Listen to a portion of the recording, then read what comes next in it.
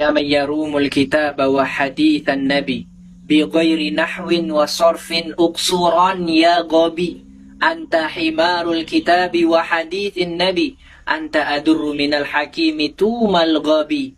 Tingkatan orang bodoh dalam bahasa Arab itu ada tiga. Yang pertama jahlun. Jahlun itu adalah orang yang tidak mengetahui sesuatu, akan tetapi ada usahanya untuk mencari tahu. Seperti kita para penuntut ilmu. Kita tidak tahu ilmu, kita berusaha untuk menuntutnya. Itu namanya jahlun.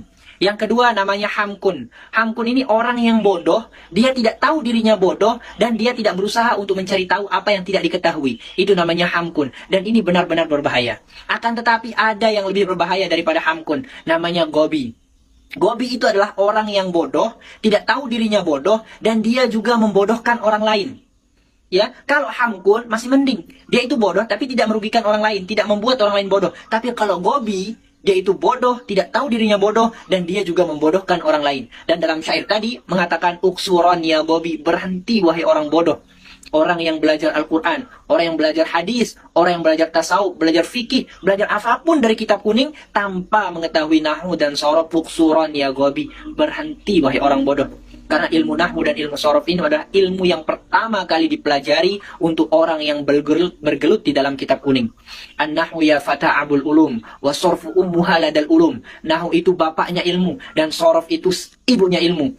Makanya harus dipelajari. Makanya kalau ada satu golongan yang mengatakan buat apa belajar nahwu sorof, Al-Quran itu bisa dipahami tanpa menggunakan daunan sorof. Hoi, bisa dipahami, bisa dipahami.